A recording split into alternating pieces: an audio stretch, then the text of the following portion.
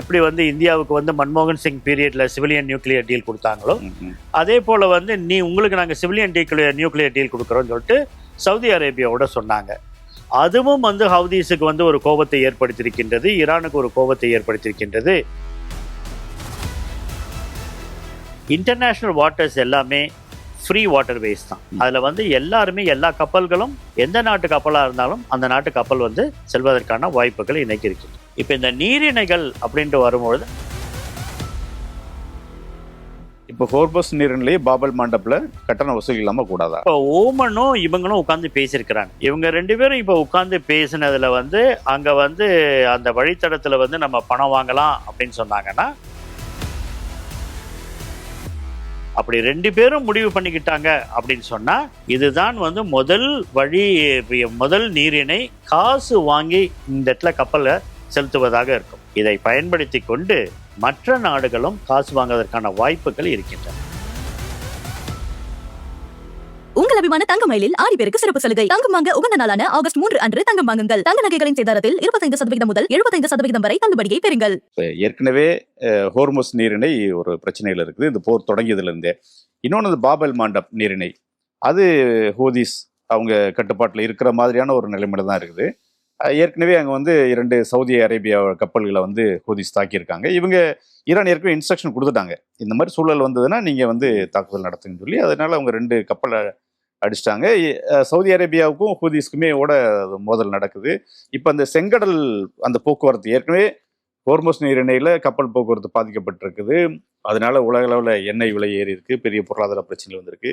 இப்போ இந்த செங்கடலில் போகிறதும் பிரச்சனை வந்திருக்கு. பாபல் மாண்டப் நீரிணை அது தடைப்பட்டதால அங்கேயும் பிரச்சனை வந்திருக்கு. ஏன்னா அது வழியாக தான் வந்து சவுதி அரேபியா வந்து இது வழியாக வந்து குழாய்களின் மூலமாக இங்கே கொண்டு வந்து இங்கே ரெட் சீக்கு கொண்டு வந்து அந்த செங்கடல் வழியாக தான் அவர்கள் வந்து டேங்கர்ஸில் ஏற்றி அனுப்பிட்டு இருந்தாங்க.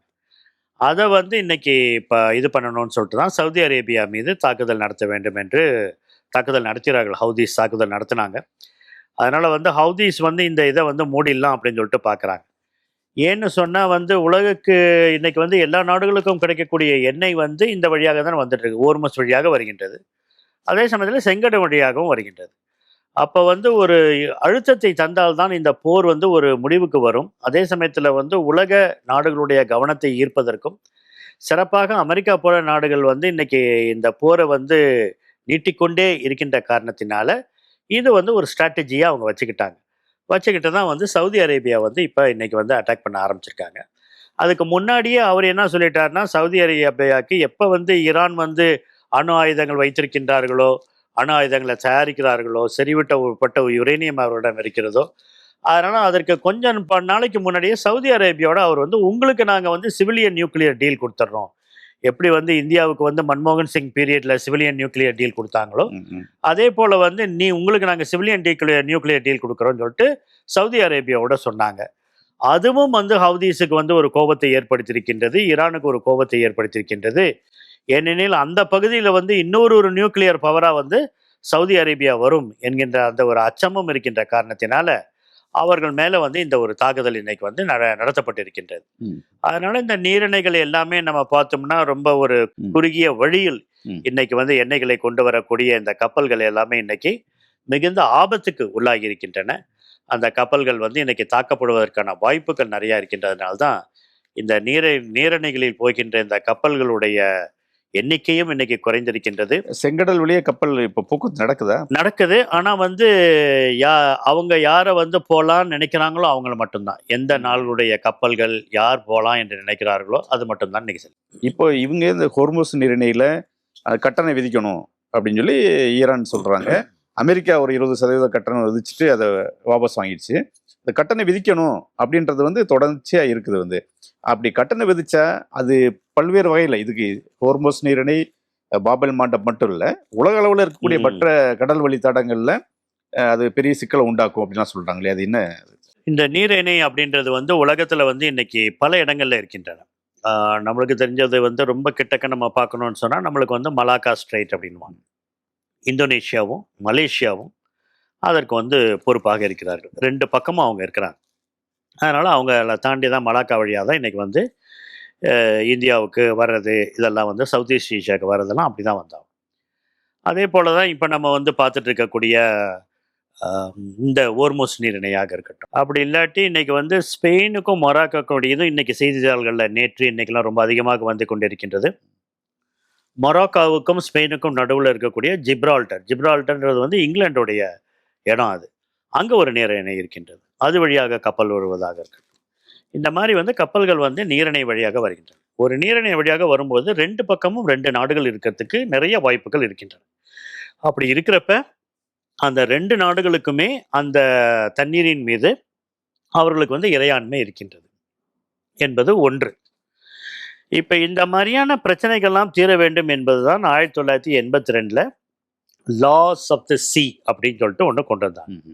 யுனைடெட் நேஷன்ஸினுடைய லா ஆஃப் த சி, இதற்குன்னு ஒரு சட்டம் கொண்டு வர வேண்டும் சொல்லிட்டு 82 கொண்டு வந்து அதை வந்து 94 வந்து உலக நாடுகள் எல்லாமே வந்து அதில் கையொப்பமிட்டு அதை ஏற்றுக்கொள்ள ஆரம்பித்தது.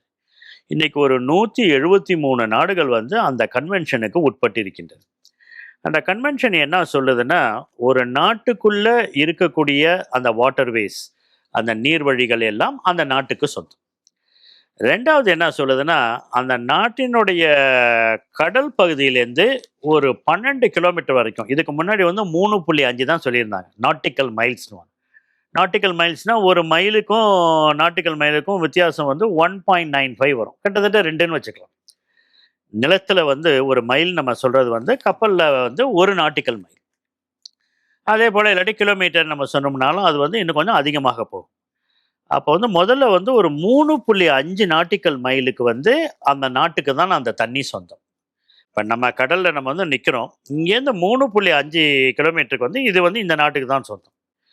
இதை வந்து நாடுகள் எல்லாம் நிறைய பேச ஆரம்பித்தாங்க. 3.5 ரொம்ப கஷ்டமாக இருக்குது, அதை தாண்டி எங்களுக்கு வேணும் அப்படின்னு சொல்லிட்டு இப்போ வந்து 12 நாட்டிக்கல் மைல்ஸ் அப்படின்ட்டு இருக்காங்க. அப்போ வந்து ஒரு நாட்டுக்கு வந்து கடல் இருக்குது அப்படின்னு சொன்னால், ஆறோ கடலோ ஏரியோ இருக்குன்னு சொன்னால், அது இன்னொரு நாடோடும் சேர்ந்து இருக்குதுன்னு சொன்னால், அது பார்க்கக்கூடிய அவங்களுடைய அந்த தரையிலிருந்து, அந்த ஏரி கரையிலிருந்து, அந்த கரையிலிருந்து 12 நாட்டிக்கல் கிலோமீட்டர்ஸ் வந்து 12 நாட்டிக்கல் மைல்ஸ் வந்து இவர்களுக்கு சொந்தம். இதன் மேலே இறையாண்மை அவர்களுக்கு இருக்கின்றது. இன்னொரு 12 மைலும் வந்து அவங்க வந்து இது விரிந்து இருக்கிறது, ரொம்ப பெருசா இருக்கு அப்படின்னா இன்னொரு 12 கூட அவங்க எடுத்துக்கலாம்.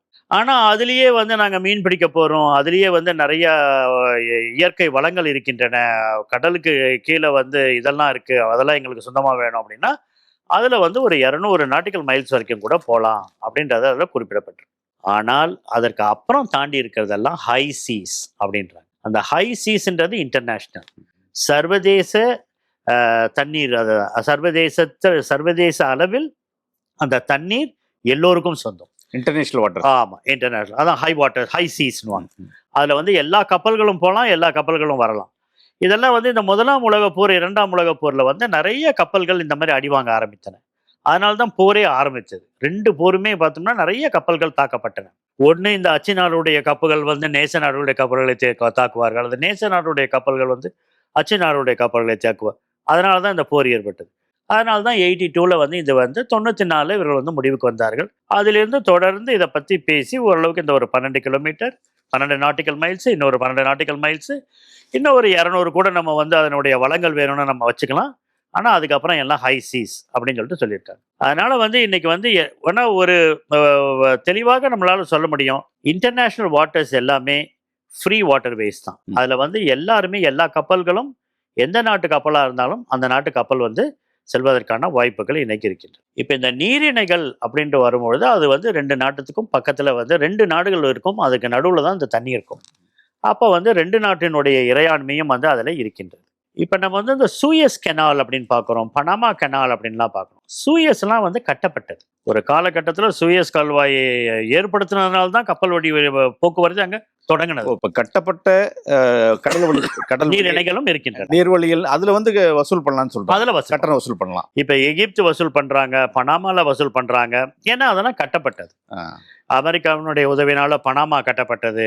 சூயஸ் கெனால் வந்து இங்கே வந்து இப்போ பிரிட்டிஷ் இவங்கெல்லாம் சேர்ந்து கட்டினதுனால அதற்கு வந்து கட்டணம் வசூலிக்கப்படுகின்றது. மற்றபடிக்கு வந்து கட்டணம் வந்து வசூலிக்க கூடாது, ஏன்னா அதெல்லாம் வந்து இன்டர்நேஷ்னல் வாட்டர்ஸில் இருக்கிறதுனால அந்த சட்டத்தின்படி அவர்கள் வந்து எதுவுமே வந்து வாங்கக்கூடாது. இப்போ ஹோர்மஸ் நீரிணையிலே பாபல் மாண்டப்ல கட்டணம் வசூல் இல்லாம கூடாதா? இப்ப வந்து இதுல கட்டணம் வசூலிக்கலாமா அப்படின்றப்ப வந்து இப்ப ஓமனும் இவங்களும் உட்கார்ந்து பேசியிருக்கிறாங்க. ஓமனும் ஈரானும் உட்கார்ந்து இப்ப போன வாரம்லாம் வந்து ஒமானுடைய டெலிகேஷன் வந்து ஈரான்ல டெஹ்ரான்ல தான் இருந்தாங்க. அவங்க உட்கார்ந்து பேசியிருக்கிறாங்க. இவங்க 2 பேரும் இப்ப உட்கார்ந்து பேசினதுல வந்து அங்க வந்து அந்த வழித்தடத்துல வந்து நம்ம பணம் வாங்கலாம் அப்படின்னு சொன்னாங்கன்னா, அவங்க பணம் வாங்குறோம் அப்படின்னு சொல்றதுக்கு வந்து அவங்க என்ன காரணம் சொல்றாங்கன்னா, செக்யூரிட்டி, நாங்க பாதுகாப்பு கொடுப்போம். இது பாதுகாப்பற்ற ஒரு நீரிணையாக இருக்கின்றது. இதில் வரக்கூடிய கப்பல்கள் வந்து தாக்கப்படுகின்றன.